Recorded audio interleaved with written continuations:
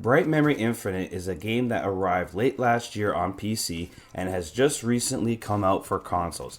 This short but great adventure was created predominantly by one man. Yes, there were voice actors and art designers, but when you look at the credits for this game, the meat and potatoes was predominantly developed by one man. That said, the first thing that comes to mind when you see this game is the unbelievable visuals and great audio are the things that stand out the most. There can be inconsistencies with certain character models, namely your character model in reference to some of the enemy character models, but nothing gets in the way of how great this game is. Especially when you play on PC with max settings and full ray tracing. The ray tracing in this game, the way it is utilized, is some of the best ray tracing I have ever seen, bar none. The second thing that you will notice when you're playing Bright Memory Infinite is how good it plays and feels. The controls, the layout, the way the mechanics are, everything is top tier. The most comparable that I can go with that where how it feels is Titanfall. So if you've played Titanfall and you felt the shooting mechanics in that game, you will get a great sense of how the shooting mechanics feel in Bright Memory Infinite. The other thing that I noticed was that the game performs great. Like, it was a very well polished experience, and that the only real issue that I had was one bug in the game that I had where I got stuck in a part and I had to restart my checkpoint. Aside from that, the game's performance ran fantastic. The other big thing that will stand out before you even play the game is the price point. The price point of Bright Memory is $23 Canadian, a relatively cheap price for a game that rivals AAA games in terms of its visual prowess.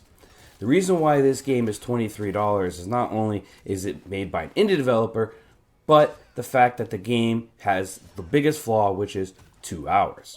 This game, although it has 4 difficulty settings, and it does give you a score based on how fast and how many deaths you have, it's only 2 hours. It doesn't take very long to complete the game front to back. It's 2 hours with 4 difficulty settings, so you can ramp up the difficulty should you choose to do so. But the biggest issue is the game's 2 hour length. But the 2 hour length goes beyond just how long the game is. It's how it affects every other aspect of the game. What do I mean? Well, for example, because it is only 2 hours, the character's upgrade system, the way you upgrade your character, there's not a lot of depth to it. Most of the upgrades that you can get for your character are just basically enhancing the strength of an existing skill. Any new skills that you get, although are helpful in your playthrough, nothing really stood out to me as, oh my god, you have to have this ability. The abilities, the other ones didn't stand out to me. And in short, the level of depth in this game has been affected in many ways. There is only 5 total weapons. Including your sword, there's only 5. Right? No, nothing else. The upgrades, as I spoke, not much depth to them as well. And because of its 2 hour length, the story isn't very good. The story is based, it's there, but it's nothing special. And these are the things that hold this game back. But it's all tied to because the game is only 2 hours in length. Had the game been longer, you could have more depth in all these other areas. But overall, for $23, it's a damn good ride. Considering that the game is made by one person predominantly, everything from the boss battles, the shooting mechanics, the graphics, it's top tier and it's thoroughly enjoyable. I loved my time.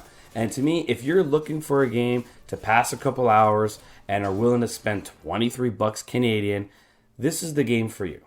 I'm giving Bright Memory Infinite a 7.5 out of 10. This is Veteran Gamer, and I hope to see you guys next time.